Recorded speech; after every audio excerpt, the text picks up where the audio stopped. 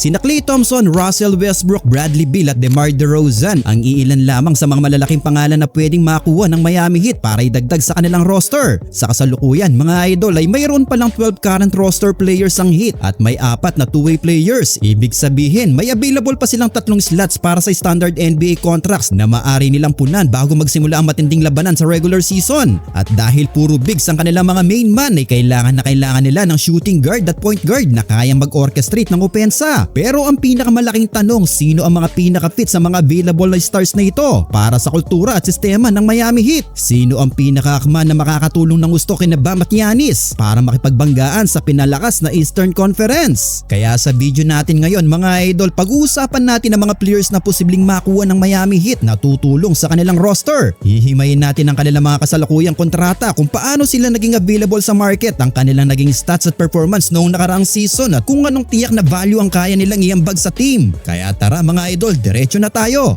Simulan natin sa isa sa pinakamagaling na shooter, ang kalahati ng Splash Brothers, si Klay Thompson. Well, papasok na ngayon si Klay sa kanyang final year ng kanyang kontrata. Matatandaan, pumirma siya ng 3-year $50 million sa Mavs noong 2024. Well, ibig sabihin nagkakahalaga ng 17.4 million ng salary cap hit niya para sa upcoming season. Ngunit dahil hindi pa siya outright free agent para makuha siya ng Heat ay kakailanganin nilang pumasok sa isang trade scenario. Posible magpadala ang Heat ng mga expiring contracts o mga future draft picks sa Mavericks kung sakaling desidido na ang Dallas na i-clear ang kanilang cap space. Well, hindi naging madali ang 2025-2026 season para kay Klay mga idol. Base sa kanyang stats, nag-average siya ng career low na 11.7 points, 2.1 rebounds at 1.4 assists per game sa loob ng 21.7 minutes playing time per game. Nakapaglaro siya sa 69 games pero malaking bahagi nito nagmula na siya sa bench mga idol dahil 8 lang ang naging official starts niya sa buong season. Gayunpaman, kahit bumaba ang kanyang scoring volume, nananatili pa rin ang kanyang touch sa labas. Pumukol pa rin siya ng halos 3 3-pointers kada laro na may respectable na 38.3% shooting mula sa deep. Ngayon ang tanong, ano ang kaya niyang iambag sa Heat? Well, kung titignan natin ang aspeto mga idol, si Klay ang perfectong definition ng floor spacer. Isipin nyo na lang ang gravity na dala ni Klay sa perimeter. Kahit hindi na siya kasing bilis at kasing liksi noong prime years niya sa Warriors, ang respeto ng mga defenders sa kanyang kakayahang tumira ay naroon pa rin. Hindi mo siya pwedeng iwanan sa 3-point line kahit 1 pulgada lang mga idol. Ang direktang epekto nito, magkakaroon ng napakalawak na daan o open lanes para kay Giannis at Bam para umatake sa rim. Bukod pa rito, sanay si Klay na hindi kailangan nawakan ng matagal ng bola para makiscore. Catch and shoot ang kanyang bread and butter mga idol, kaya hindi siya mga agaw ng posisyon o bola kay Giannis at Bam. Isa pa mga idol, kapag nag-kick out pa si Giannis at Bam at si Klay ang magabang sa tres, para lang siya nagpa-practice shooting mga idol na walang bantay sa arc. Well, kung spacing at championship experience lang ang pag-uusapan, swak na swak si Klay Thompson dito sa Miami Heat. Pumunta naman tayo sa isang dating league MVP, triple-double king at isa sa mga pinakamataas na motor sa kasaysayan ng liga, si Russell Westbrook. Well, si Brody naman mga idol, isa na siyang ganap na free agent ngayon sa 2026. Ibig sabihin nito ay napakadali siyang makuha ng Miami Heat mula sa market. Walang komplikadong trade o palitan ng draft picks na kailangan. Maari siyang alukin ng Heat ng veteran minimum contract ng direkta kung sakali magkasundo sila sa magiging role niya sa team. Sa kanyang 64 games na nailaro noong nakarang season, nagpakita pa rin si Westbrook ng kanyang signature na gigil at intensity. Nag-average siya ng solid na 15.2 points, 5.4 rebounds at 6.7 assists per game. Ang mga numerong ito mga idol ay nagpapatunay na kahit nasa late stage na siya ng kanyang career at madalas ay off the bench pa, isa pa rin siyang elite playmaker at napakagaling na slasher na kayang bumasag ng depensa.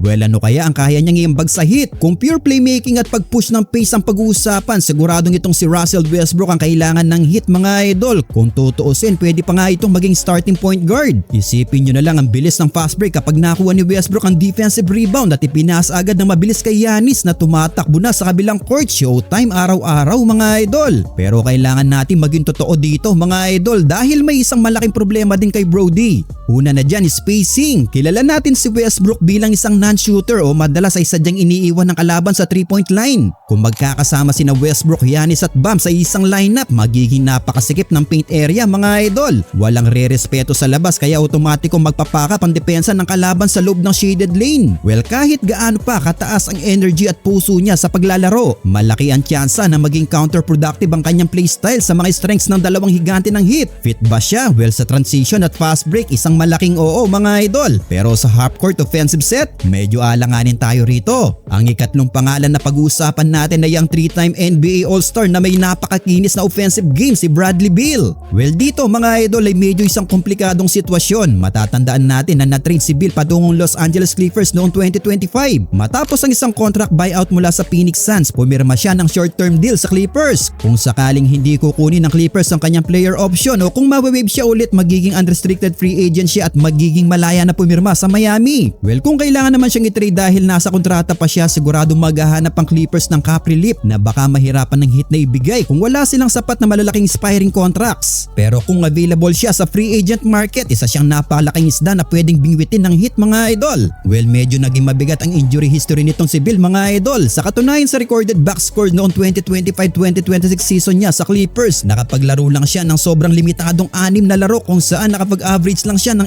8.2 points. Halatang hindi siya nakabuelo dahil sa injuries mga idol. Ngunit hindi natin pwedeng kalimutan ang kanyang makasaysayang track record bilang isang scorer. Noong 2024-25 season sa Suns, nag-average siya ng 17 points habang pumupukol ng halos 39% sa 3-point area. Habang noong 2023-24 season naman ay nag-average siya ng 18.2 points per game na may napakataas na 43% shooting mula sa 3. Well, ang tanong ngayon, ano ba ang kaya niyang iambag sa hit? Kapag healthy si Bradley Beal, wala tayong pagtatalunan dyan mga idol kahit na 33 years old na ito. Isa pa siya sa mga pinakalital na 3-level score sa buong NBA. Kaya niyang umatakay papunta sa rim, kaya niyang pumukol ng 3 sa ibabaw ng defender at kaya niyang gumawa ng sarili niyang tira gamit ang kanyang elite ball handling. Ang kanyang kakayahan sa shooting ay magbibigay ng sobra-sobrang floor spacing para sa hit. Kung titignan natin ng fit, napakaganda na magiging chemistry niya sa isang pick and roll o dribble hand-off situation kasama sina Bam at Giannis mga idol. Ngunit ang pinakamalaking risk lang dito ay ang kanyang kalusugan o durability. Isang napakalaking sugol nito para sa pamunuan ng Miami Heat. Pero kung magiging swerte sila at makukuha nila ang vintage 100%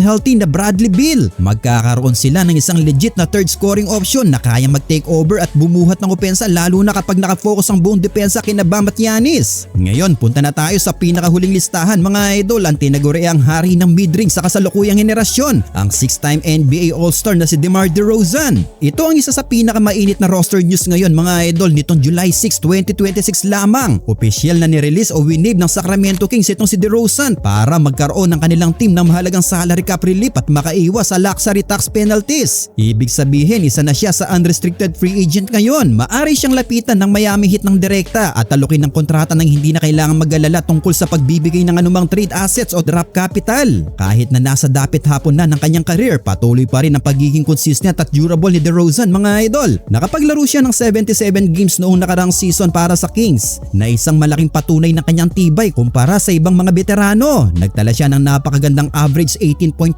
points, 2.9 rebounds at 4.1 assists per game habang napapanatili ang kanyang efficiency na may 49.7 shooting mula sa field. Well ngayon, ano naman ang kanyang kayang iambag sa hit? Ang estilo ng laro ni DeRozan ay nakasentro sa napakapino niyang footwork sa mid-range at ang kanyang elite na kakayahang makakuha ng fouls para pumunta sa free throw line. Isa siyang tunay na maestro sa isolation plays mga idol at magaling magbasa ng depensa sa pick and roll. Kung makukuha siya ng hit, magkakaroon sila ng isang steady at kalmadong ball handler na hindi natataranta kahit sa mga pinaka-pressure pack na clutch moments. Pero katulad ni Westbrook, ang malaking question na naman dito ay ang spacing. Hindi kilala si DeRozan bilang isang volume 3-point shooter. Nag-average lamang siya ng 0.6 made 3-pointers per game last season sa medyo mababang 32% shooting clip. Kapag magkakasama sina DeRozan, Giannis at Bam sa loob ng court, asahan nyo na atras ng ilang hakbang ang depensa at iiwan si DeRozan sa 3-point line na magpapasikip naman ng husto sa driving lanes. Ngunit ang malaking advantage ni DeRozan kay Russ ay ang kanyang nakakamatay na mid-range jumper mga idol. Kapag binigyan siya ng espasyo ng kanyang defender sa free throw line extended, paniguradong automatic na pasok na yan. Well ngayon ang tanong, sino ang pinakaakma at pinaka-fit para sa Miami Heat? Matapos nating himayin ang bawat aspeto mula sa stats, sitwasyon ng kontrata hanggang sa specific na playstyle ng bawat isa, sino nga ba talaga ang pinakaakma at makakatulong ng gusto kina Bam Adebayo at Giannis Antetokounmpo? Kung hahanapin natin ay ang pinakamurang makuha at pinaka-durable, si DeMar DeRozan ang siguradong mangunguna dahil isa na siyang outright free agent ngayon at nakapaglaro pa siya ng 77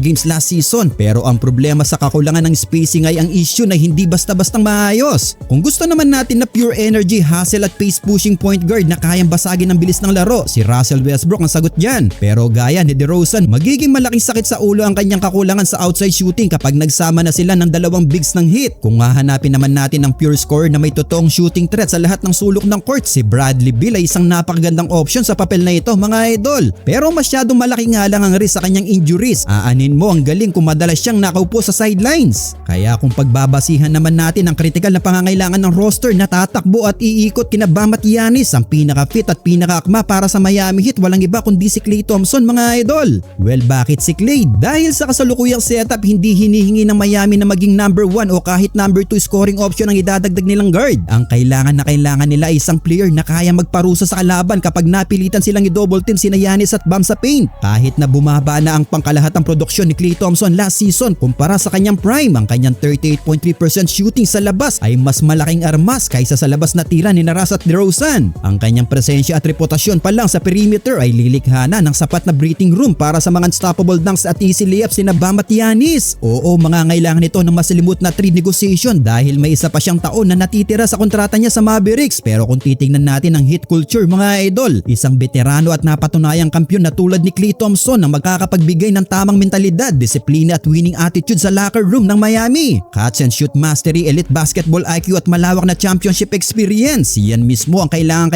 ng Heat para makabuo ng isang totoong contender sa Eastern Conference. Well, kayo mga idol, sino sa tingin nyo ang pinaka-fit para sa Miami Heat?